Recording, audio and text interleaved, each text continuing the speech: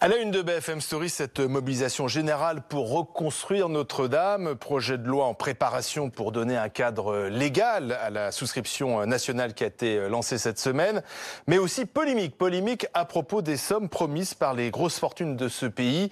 Opération de com indécente pour certains, à tel point que pour essayer de mettre fin à cette polémique, la famille Pinault renonce à la déduction fiscale sur son don de 100 millions d'euros. Alors est-ce que cette polémique est crédible, nécessaire? On va en parler avec Juan Branco. Bonsoir. Bonsoir. Vous êtes avocat au barreau de Paris et auteur de ce livre Crépuscule aux éditions Au Diable Vauvert Marot. Emmanuel Le Chypre est avec nous, éditorialiste BFM Business. Bonsoir. Alors, on va rappeler que très rapidement, ces grandes fortunes, ces grands patrons ont décidé de donner de l'argent pour reconstruire Notre-Dame.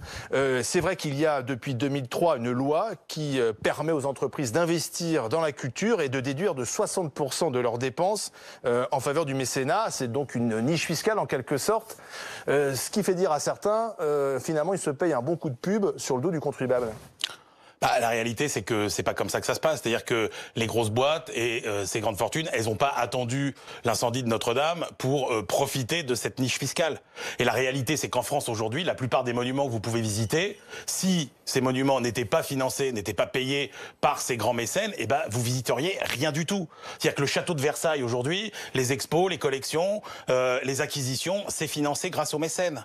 La rénovation de la chapelle royale à Versailles aujourd'hui, c'est 100% de financement venu des mécènes. Quand vous dites mécènes, c'est du privé en fait. C'est du privé, c'est des entreprises privées. Le Louvre, c'est exactement la même chose. Donc il faut bien comprendre que face à l'indigence de l'État et aux sommes totalement ridicules qui sont engagées pour le patrimoine, si vous n'aviez pas aujourd'hui ces entreprises privées, eh ben vous n'auriez quasiment pas accès à des grands biens culturels comme les musées. Donc il faut plutôt leur dire merci. Donc il faut plutôt leur dire merci, sachant que là ce qui se passe, c'est qu'effectivement elles profitent déjà de cette niche. Donc prenez une entreprise comme LVMH par exemple, compte tenu qu'elles sont plafonnées ces niches.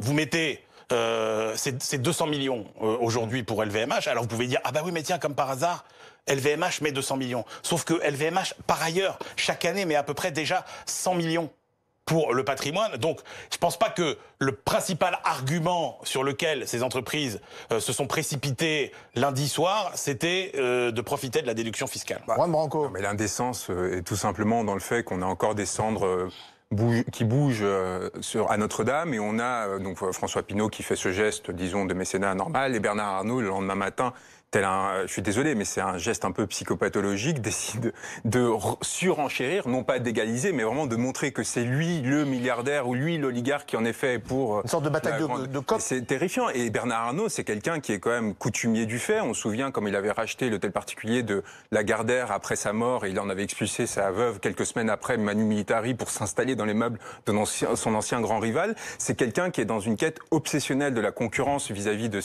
des personnes qu'il considère être au même niveau que lui. Vous ne croyez pas du tout à la sincérité il y a une anecdote de la famille Arnault qui, bouleversée comme tous les Français par ces images, a envie de faire un geste? Il y a une anecdote extraordinaire. Sachant qu'il le fait par ailleurs. Il y a peu, une des personnes qui l'a pu s'aider à faire sa fortune, qui, je le rappelle, vient de l'État, parce qu'il a tiré de Boussac, qui est l'entreprise que l'État avait sauvée, français, qui lui a donné en échange de promesses de non-licenciement qu'il n'a pas respecté, avec des subventions massives. Il en fait le numéro du luxe, quand même. Et c'est comme ça qu'il a construit le VMH, à partir d'un groupe qui était, justement, qui nous appartenait. Donc, cette personne-là, que l'État avait sauvée, cette personne-là avait, il y a quelques mois, lors de la mort d'Antoine Bernheim, qui est un de ses grands conseillers, un banquier, il avait eu cette phrase extraordinaire pour lui rendre hommage.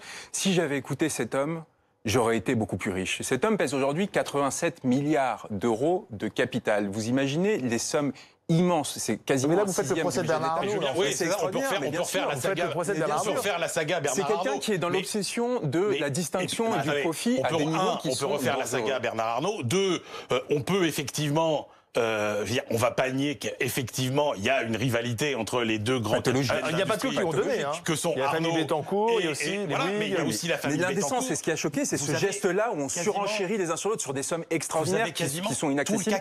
Et après, il y a la question de fond qui est du dépérissement de l'État que vous avez souligné vous-même, qui est un scandale. On ne doit pas dépendre de la charité de personnes pour préserver un bâtiment comme Notre-Dame. C'est un scandale que dans la 6e puissance mondiale, on en soit à organiser des loterie avec ces sortes d'affaires macrono-berniennes là où on les prend pour des plantons. Finalement, c'est grave. Oui, mais il faut beaucoup d'argent. Olivier, il faut dire, c'est 340 millions d'euros par an. C'est un scandale pour le patrimoine. C'est un scandale. Donc, et tout ça, c'est quoi? C'est le fruit, on en finira quand même là-dessus, des stratégies de défiscalisation massive de Bernard Arnault et de François Pinault. On rappelle 2,5 milliards d'euros de fraude fiscale pour le groupe Kering, qui viennent maintenant se racheter une bonne conscience aux frais du contribuable partiellement, mais même mettons de côté la question de la défiscalisation, qui en effet est limitée, etc. Et Pinault, en plus, il renonce. La famille Pinault, il renonce. Et sur Notre-Dame, c'est indécent. Il y a quand même quelque chose... Alors, néanmoins, si on est simplement pragmatique, Emmanuel, si on est seulement pragmatique... Non mais attends, permettez-moi d'aller au bout de ce que je veux dire. Voilà. Mais si on est pragmatique... C'est l'État qui doit financer Notre-Dame puisque ça appartient à l'État. L'État, visiblement, n'a pas assez d'argent. Ouais. Donc, ici, c'est l'État, c'est donc les Français. Là, grâce à ces familles, mais c'est pas même si il y a la déduction fiscale, non, pas que ça, on est quand même gagnant puisque les Français auront moins à payer. Ces familles font de la fraude fiscale de façon massive. 2,5 milliards d'euros pour Kering, le groupe Kering qui est la fortune de Pinault. C'est de l'optimisation fiscale. Non, c'est un système de fraude fiscale pour lequel il y a des enquêtes ouvertes. Non, mais encore une fois, moi, je veux bien... On ne va pas les remercier de rendre un dixième ou un centième de ce qu'ils fraudent. D'accord, il ne faut pas les remercier. Mais évidemment, moi, je veux bien que demain, n'importe quel événement soit prétexte à faire le procès des stratégies fiscales de Kering ou de Pinault. Mais pourquoi pas? Là, la réalité, c'est quoi? C'est qu'on a un monument qui accueillait 14 millions de personnes chaque année, des milliers de gens. Des millions de gens dans le monde entier viennent à Paris pour voir ça. L'idée, c'est quoi? Parce que évidemment qu'il y a un calcul aussi intéressé derrière ces dons. Le calcul, c'est quoi? C'est de dire, aujourd'hui, vous avez un incident qui a ému le monde entier. Vous associez à la reconstruction, vous avez des clients, vous avez des consommateurs. Aujourd'hui, les consommateurs, ils veulent du sens, ils veulent de la valeur. Donc, quelque part, c'est valorisant. Et même vos salariés, ils veulent que vous bossez dans une entreprise qui donne du sens à ce qu'elle fait. Et puis surtout, n'oubliez pas que quand on est dans le pays qui vise 100 millions de touristes chaque année, je veux dire, vous pouvez dire à Emmanuel Macron tout ce qu'il veut, faire tout ce qu'il veut pour attirer les patrons du monde entier. La vérité, c'est que l'image de la France dans le monde, dans les 10 prochaines années, elle va être jugée à sa capacité à se relever de cette catastrophe, à reconstruire. Et si on s'y met pas très vite, si on montre pas ce que c'est que les savoir-faire français, et ces boîtes-là, elles en ont plein des savoir-faire français. Est-ce que c'est donc qu'on le fasse parce que derrière, il y a des millions de touristes qui ne viendront pas s'ils peuvent pas voir Notre-Dame, et il y a des millions d'emplois qu'on perdra parce que ces gens-là ne viendront pas. Donc, après tout, ils peuvent faire ce qu'ils veulent par ailleurs. Moi, franchement, si ça crée de l'emploi, si ça ramène des recettes touristiques... Mais ça crée pas de l'emploi. Ces gens sont des fraudeurs fiscaux massifs. Ça crée pas de l'emploi, ce qu'ils sont en train de faire. Le pathos, vous savez combien c'est dans Alors attendez, il faut qu'on comprenne. Le pathos d'Emmanuel Macron dans le traitement de cet événement est quelque chose qui doit nous sidérer et que l'on doit condamner. Un décideur politique est là pour décider, pas pour nous émouvoir. Donc, d'abord, chercher des responsabilités sur pourquoi est-ce que l'on a laissé un bâtiment de cette valeur. Il y a 3 bâtiments en France qui nous incarnent. C'est le Louvre, c'est Notre-Dame et disons à Tour Eiffel. Comment on a laissé ce bâtiment brûler et quelles ont été les erreurs qui ont amené à ça? Et ça devrait être le premier discours de responsabilisation et de pression sur les décideurs à tous les niveaux, du ministère de la Culture au conservateur du patrimoine qui avait en charge et voir, mais pourquoi est-ce qu'il ne le fait pas? Parce que justement, ces défaillances, elles liées à quoi? Aux déficiences d'une politique publique, qui est celle du patrimoine que vous dénoncez justement,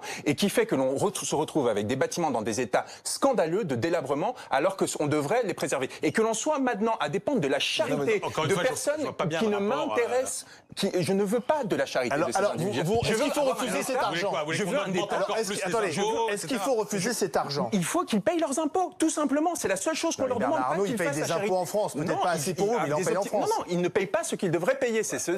Mais est-ce que là, on accepte leur argent ou pas? Mais c'est pas la question. On est face à un geste d'indécence qui vise à mettre en scène. Donc on n'accepte pas l'argent.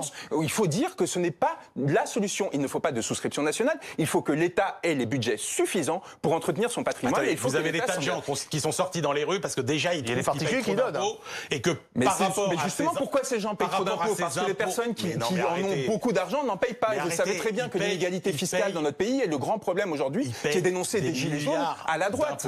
Des classes moyennes payent pour tous et notamment pour les plus riches. 60 milliards d'impôts sur les sociétés. Vous avez les plus grandes boîtes françaises qui en payent quasiment la moitié. Et quel taux d'impôt moyen d'imposition sur les sociétés pour les grandes boîtes? Alors si vous me sortez ce chiffre bidon de 8% qui ne veut Quel est rien le taux dire. moyen d'imposition des sociétés? Vous êtes plutôt pour les PME à 33, pour les grandes, vous êtes plutôt à 24, 25. Ouais. Mais vous êtes certainement pas à 8%. Et donc cette inégalité fiscale est acceptable ou non? Mais attendez. Est-ce qu'elle est acceptable ou non? Ça dépend. Elle n'est pas acceptable, point. Mais, vous le savez très bien. C'est pas normal que des PME payent plus d'impôts. Vous êtes gentil, vous faites pas les questions. D'abord, vous faites pas les questions et les réponses. Et quand vous êtes une entreprise comme Total, qui fait l'essentiel de ses activités à l'étranger, en payant des impôts plus élevés que ce qu'ils paieraient en France, parce que quand vous extrayez du pétrole dans les grandes monarchies, au Venezuela, etc., vous payez plus que si vous payez en France. Grâce à la puissance qu'a donné quel État, et Total a été constitué grâce à qui? Grâce à l'État. Donc, si vous voulez, les boîtes, elles payent des impôts en France. Elles payent moins que les PME, de la même façon que les gens les plus riches payent moins d'impôts proportionnellement que les classes moyennes. Vous le savez parfaitement. Et ça, c'est un problème grave dans cette société. Et on apprend, pour terminer, que Disney va également donner de l'argent. C'est une comédie. 5 millions de dollars. 5 millions de dollars. On est dans une course à l'échalote ridicule, avec un effondrement derrière. Mais encore une fois, on peut fermer tous les musées, on peut fermer. Oui, ou les financer. Ou les financer. Oui, mais alors avec quel argent? Avec quel argent? Vous parlez de 13 millions de touristes pour Notre-Dame. Posez-vous la question. Faut les faire payer. Alors, je pense que Notre-Dame, c'est un peu gratuit quand même. Oui, c'est gratuit. Les 13 millions de touristes qui arrivent à Paris, est-ce qu'ils financent l'économie ou pas? Est-ce qu'ils viennent à Notre-Dame? Vous croyez qu'ils font quoi? Vous croyez qu'ils mangent pas? Vous croyez qu'ils se logent pas? Donc c'est à partir de cet argent. Voilà, on devrait le destiner aux raisons pour lesquelles ils viennent en France. Merci à tous les